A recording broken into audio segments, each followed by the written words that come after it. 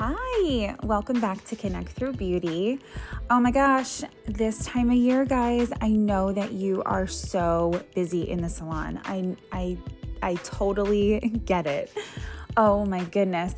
But it's so fun, isn't it? Oh my gosh, like the hustle and the everybody coming in and everybody being happy, and oh my gosh, I love being in the salon around this time of year. So I just wanted to say, you guys got this. This is the best time of year. Have fun and enjoy it. Enjoy every single moment. And also enjoy it with your family too. Take time to pause and just be grateful for all of the blessings that we have in our lives. I just wanted to let you guys know that I totally am I'm just so grateful for everything that I have, I know, and I've been reflecting on it. So let me tell you about who we have today. We have Steffan Tricoci, and he is the regional educator for L'Oreal on the East Coast. He is the coolest person ever. We had the best time talking. He is so inspiring and he has a unique story, and I love that. Oh my goodness, you're going to really get a lot of tools for yourself to use, and a lot of things that, even myself, I was just kind of like, oh my gosh, wow, that is a really great way of looking at things. So you guys are going to love it. I just want you to enjoy it and keep staying inspired and just keep filling yourself up. Again, today's all about being grateful, having the gratitude. Life is super short, guys, and we just have to take those pauses. So listen in, you're going to love it.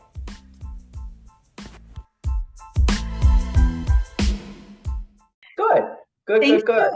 I'm so thankful that you're doing this. Oh, no, this is awesome. Thank you for asking me to do it. I appreciate it. Yeah. Well, ever since we talked, I guess, a month ago, I am so intrigued to hear more about your story. So I love it. I love that it's unique and it's not the same like you would typically hear. So I can't wait to hear about it. Amazing. Yeah. I'm definitely here for it. I'm definitely excited to talk about it. And then just a couple things within the industry to kind of keep the creative energy going and not get that Yeah, burnout as a hairdresser. 100%. Yep, absolutely. So tell me, like, you grew up where? I grew up in the Chicagoland area, in the northwest suburbs of, I always say Chicagoland area. Everybody's like, where's Illinois? You know? So I'm from a town called Algonquin, Illinois. So I grew up there most of my life. I did my hairdressing career there for quite a few years. And then I kind of bopped around here or there, some different countries, some different states. And yeah, so That's Illinois. awesome. Illinois. Illinois. So your parents were in the industry, right? Yeah, I am a third generation hairdresser. So my grandfather, my great uncle, my third cousins, second cousins, great aunts, you name it. Anybody on the Italian side was a hairdresser for many years, or ended up working within their significant others' salons, beauty schools, so on and so forth. My mom was a hairdresser back in the 80s and into the 90s a little bit there, and then found other things to do. Dad, he's still a hairdresser out there as well. So, Oh, that's amazing. Do you ever get a chance to work next to them? that's funny. When I started off my career, yes. Okay. Definitely did that, try to soak up as much knowledge as I possibly could. But you know how it can go. Sometimes working for family isn't necessarily where you want to go. I'm super grateful. I did start off my career with my uncle Mario. He has salons within the Chicagoland area and schools as well. And so I went to my grandfather in his school, but immediately, like I said, working for family is a little bit different. So they're like, okay, we're going to put you through the ringer, right? So you're in beauty school, but we also want you to shadow and learn from our creative director and educational directors of the salons. So it was a lot of learn at school, learn at the salons, learn at school, Mhm. learn at the salons, and that just became my life. And it was beautiful because that passion for the industry, I was learning from people who are still that passionate about the industry. That's Oh, amazing. So it built and cultivated the person that I am today. oh my gosh, I love that. So some of you said your uncle had a school. Mm. That's amazing. So, are you the only one that's actually like branched off and educated for a brand? Yeah. I am the only person that actually went out and kind of did my own thing that way. The salon avenue wasn't necessarily where I wanted to go. Like I didn't want to open up my own salon. I thought I did in the beginning days, and then I started to manage my grandfather's two locations, and I was like, ooh, I don't. Yeah, it can Maybe be I just intense. like the education part of it and working with my clients as well. And this is not necessarily where I want to go. So I chose to go with my passion, which is education.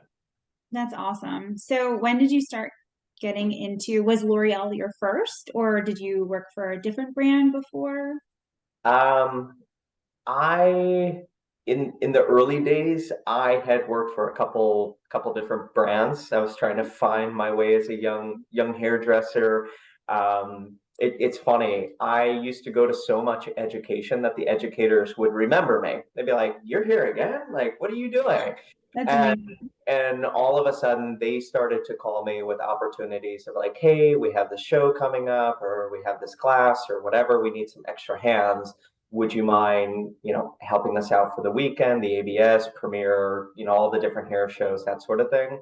And so maybe it was short term. I kind of freelanced as an educator there for a little bit for a couple of tool companies, couple of independent distributors in the Chicagoland area for tools.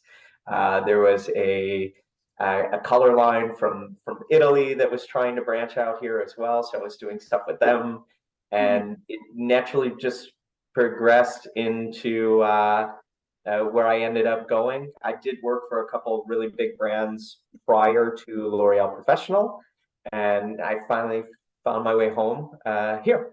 that's so cool. So, how long have you been educating for L'Oreal?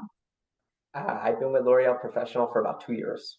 Oh, that's amazing. That's Yeah, so cool. So, yeah. what's been like your favorite journey? Like, what's been your favorite thing that you've done so far? Industry wise or within L'Oreal Professional? Anything, yeah. It's hard. I I've know it's hard.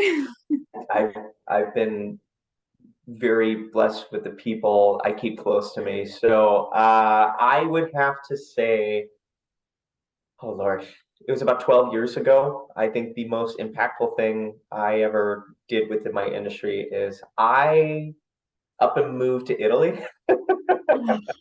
I had found this hairdresser. His name is Alessandro Abe. He's humongous within the Italian hairdressing industry. He's really well known within Europe as well. Has a bunch of salons and schools. And I was going through this book, and I sat there and I said, I don't know how to do any of that. Like, Mm. how the heck do you do it? And I was talking with my Zio Joe, my Uncle Joe, and Oh. and he was like, "Oh, Alessandro, okay," and he goes, "I'll call him." And he literally he was one of these guys. I don't know how he did it, but he knew everybody in the industry. And so he picks up the phone. This is I'm with my client, and he goes, Stefano, come here. And he goes and he hands the phone to me, and I was like, who am I talking to? He's like, this is Alessandro. and um, and it was really funny because Alessandro's like, I don't speak English. And I turned to my uncle and I said, I don't speak Italian. He's like, wow, whatever. It'll happen. I'm like, I can read his hands and I read hairdresser, I understand hairdressing. And so, yeah, I up and left, went to a new country where I didn't speak the language, which was really interesting because most people can understand better than they speak. I speak Italian better than I understand now because I had to tell my clients, this is what I'm about to do. Right. Yeah. Oh my So, gosh. yeah, That's amazing. I think that was the one of the highlights of my career. That and even recently, I was honored to be a part of the L'Oreal Professional Color Specialist program. Oh, Um, it's like getting your PhD in hair color. It's so intense, yeah. but you never look at hair color the same again. So I was a part of the very first group from North America to go through this program. It's still going on. I'm now one of the facilitators of this program, along with Jody Lampe, Frank Diaz, and Susie Bond as well. It's absolutely phenomenal, and it it makes my heart feel good to see just how far our attendees go and how much success that they're going to have from the program. So that definitely was a career high for me as well. Oh, I can just feel how important that is to you. Oh my gosh, that's so cool. How long were you in Italy for?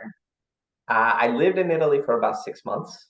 Okay. Um, so it was a short stint, but it was so impactful. They do things a bit differently there. Their school isn't necessarily school. It's more like an apprenticeship that goes on for about 4 years. Yeah, very, very, very different. So I was learning from their head stylists and colorists over there, and then from Alessandro himself in his creative team. And then what I would do is that I would work on clients or I would teach his school. The salons, it was like a high-end salon on one side, a school in the middle, and then the like mid-tier salon on the other side. So it was very, very, very different. So it was cool. It was get to educate in the morning, go work on clients in the afternoon, do creative stuff in the evening. That's amazing. That is awesome. So you have been with L'Oreal for 2 years, you said? Yeah, roughly And 2 years. you travel a ton. So like what I mean, are you ever home? It's funny. I moved to Philadelphia back in May, and everybody asked, "Oh, how's Philly? How's Philly?" I'll tell you when I'm here. When I'm here long enough to see everything. But no, it's been great. The city is amazing. But I have the honor and privilege to be able to travel around and meet amazing hairdressers all over the planet. That's so cool. So what does your next like couple of weeks look like? Next couple of weeks, let's see. Tomorrow I leave for our Pro Lab Academy in LA. It's the final, so practical and written exam for our color specialist attendees. Good luck if you're listening to this. Hopefully you did Ah, that's so amazing. cool.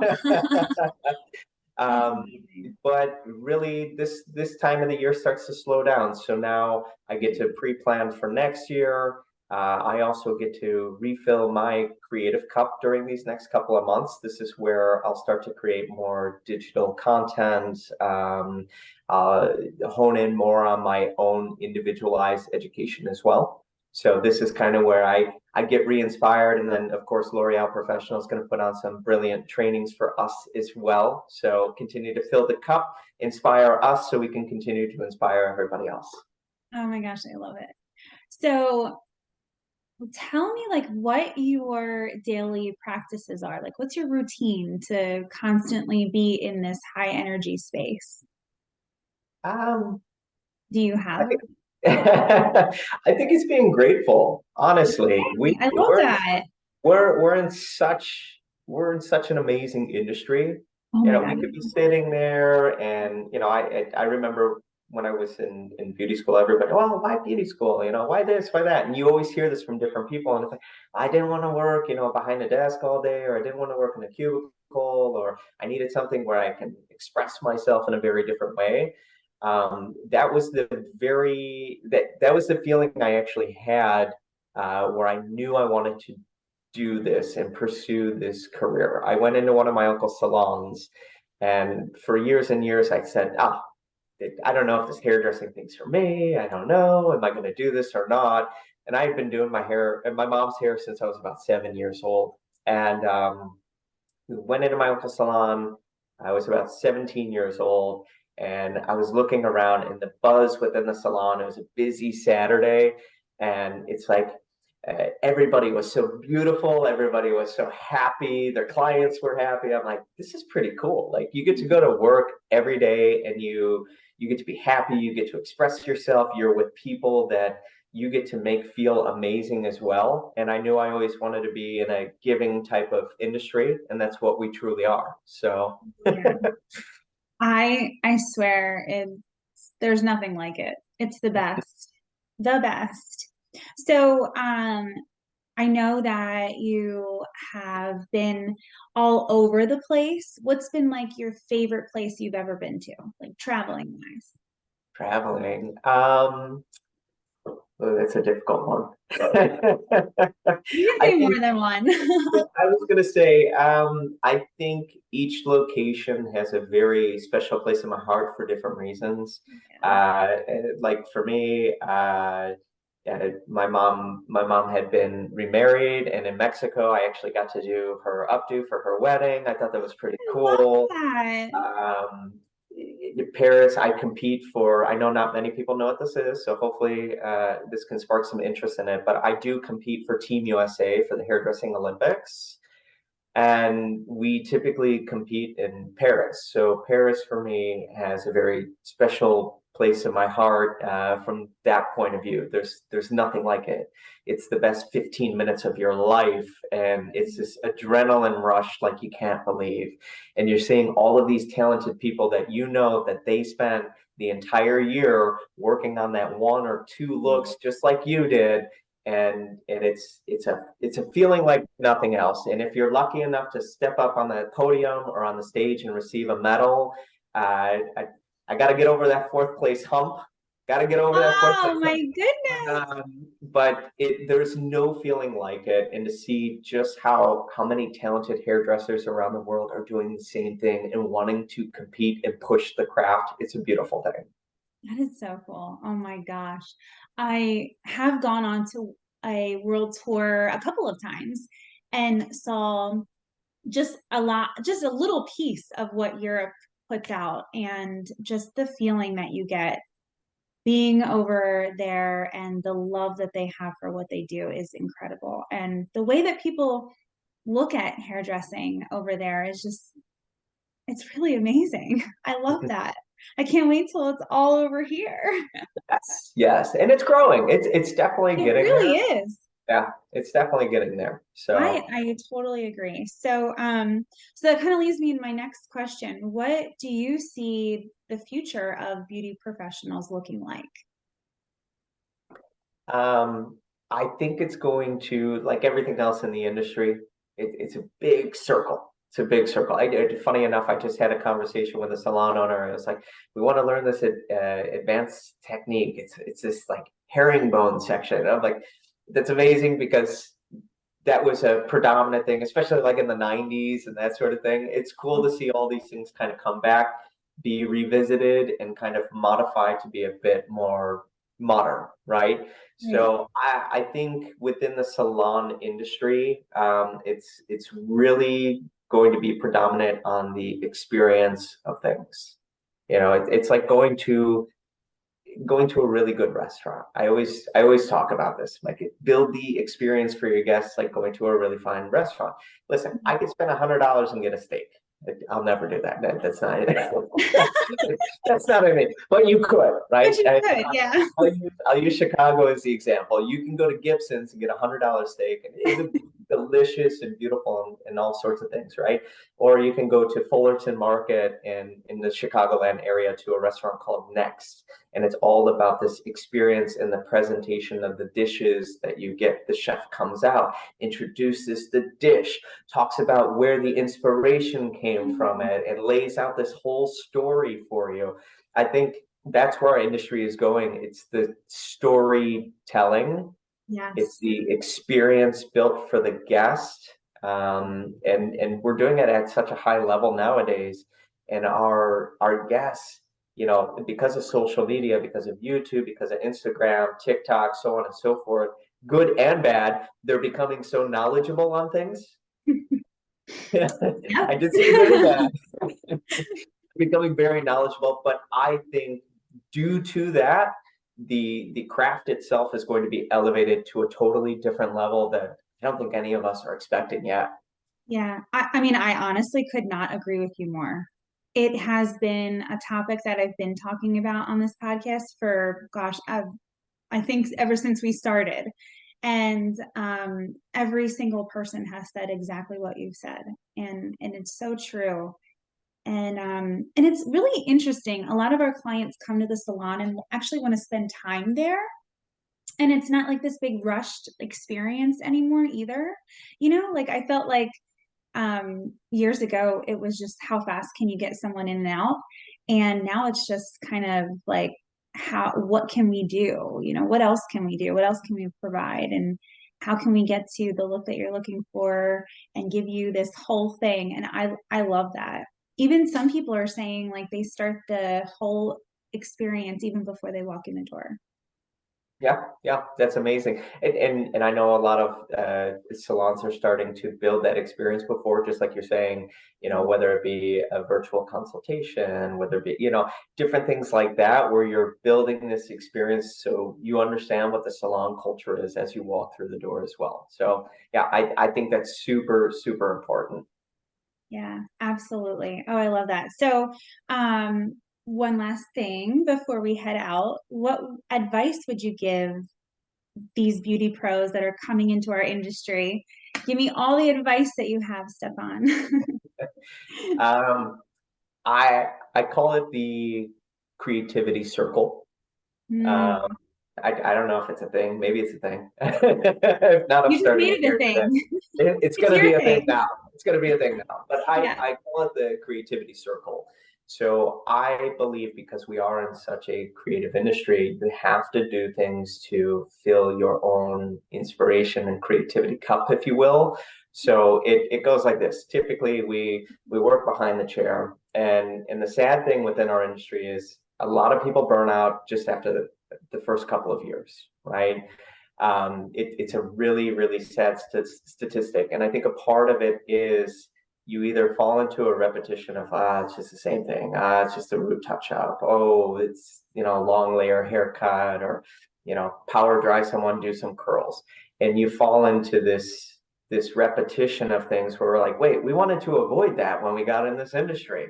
Mhm. So I think there's a couple ways to combat that, make sure that you don't get we'll call it the hairdresser fatigue. So there's a couple things you can do. Number one, go get as much education as possible. Okay. Go get education, get some more education. And when you think you had enough, go get more. Okay. Yeah, I love it. Well, not everybody, but people will look at it and be like, oh, the cost of this, the cost of this. And I'm like, the cost of not doing that. Yeah. Okay. You're investing in yourself. And there's nothing better. Like if I'm going to put bets on something, it's going to be myself. If you're going to put bets on something, it should be yourself as well. And getting that education is going to help you think outside of the box. It's going to get you a bit more creative so that when you go back behind the chair, you're bringing all these new things so that it's never just the same thing, right? So you create that. I also like to add in there, even if it's just for fun, even if it's for your Instagram, your portfolio, maybe it's for the salon itself, right? Go start doing photo shoots. It doesn't have to be high class anything. Doesn't have to be, a giant production, a big paid thing. There's a lot of people that go out there. It's called TFP, which stands for time for print. So Oh, there's a lot of photographers, videographers, makeup artists. I know you have a lot of talent that exists within the salons that yeah. do all of that to begin with. So Yeah. you have an awesome pool of that. But time for print, you can get models who are trying to build their portfolio. right? They're trying Yeah, to make it and they need to build a portfolio and maybe they don't have the funds for it either yet. So you start to build this portfolio, you build a network, and then next thing you know, you start to learn a little, like everything else, it's baby steps. First photo shoot I ever did, I'm like, oh my gosh, I can't believe that's what I put out there. Okay. And then the next one, it gets a little bit better. And then you start to see what you're looking for. But what happens is this, you get this rush.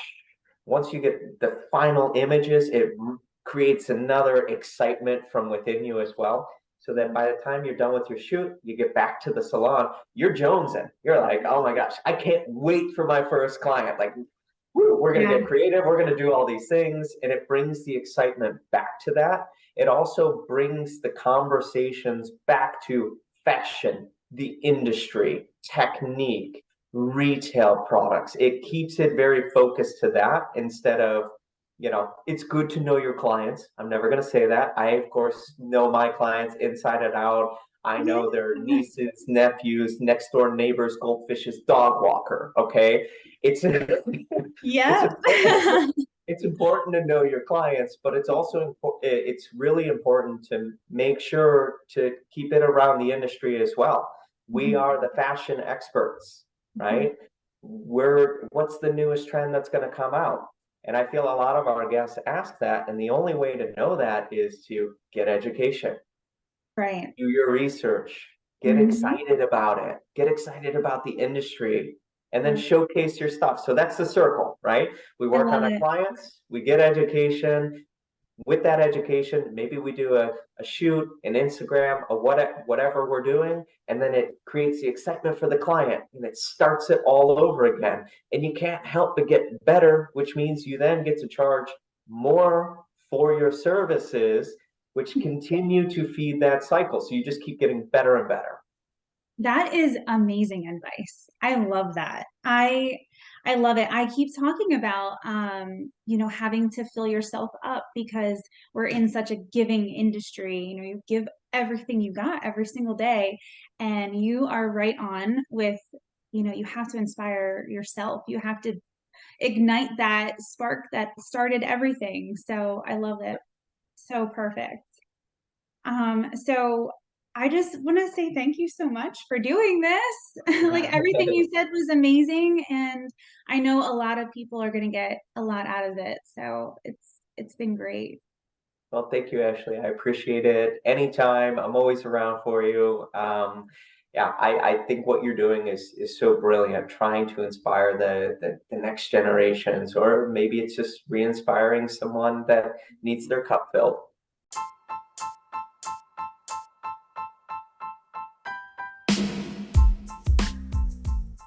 Okay, what did I tell you? It was good, right? Oh my gosh, he is the coolest. He had such brilliant ideas. I mean, hello, doing a photo shoot with people that are building their portfolios. You're building your portfolio too. I think collaborating with people and really building your Instagram and your social media is huge. Everyone on this podcast has mentioned something about social media and the client experience. If you haven't picked up on that yet, you need to go back and listen. I'm telling you, they are coming for more, and what an amazing time. Take advantage of that. Oh my gosh, we are really in the best time to be in this industry. And if you're not taking advantage of it, guys, you need to today. You need to figure out how you're going to level up, how you are going to continue to evolve. And, service providers, yes, it is always going to be something that you need to work on, whether your aesthetics or you're doing massage, how are you leveling up that service? You guys, I hear you. Sometimes you don't have time. Sometimes, you just don't know how to word things or whatever the excuse may be, but that's what it is. You're making excuses to not. And that's not who you are. Come on. You make no excuses. You just figure it out. So my advice to you is reach out to these people. Follow them on Instagram. I have Steffan's Instagram linked into this, the little episode summary, and you can follow him, you can watch him, you can hear him speak on social media. I think if you write things down, if you practice, you're going to get this flow and things are just going to start to come to you. No matter what the conversation is, whether it's eyebrow tinting, whether it's a new facial that came out, a new hairstyle, whatever the case may be, you need to share this knowledge that you have with your clients and give them something that they have never had before. Because each and every one of us is super special. And we got into this industry all for different reasons. And, doing this podcast, I just want you guys to shine. So come out of your shell and just shine. Be you. Remind yourself why you started in the first place. I think if we continue to do those practices every single day, you're really going to see this flourish in your career. And I can't wait to watch that happen. So keep staying connected, guys. And I just want to say happy Thanksgiving. Enjoy it with your family. Again, relax. Take some time. Don't forget to pause. And we'll talk soon.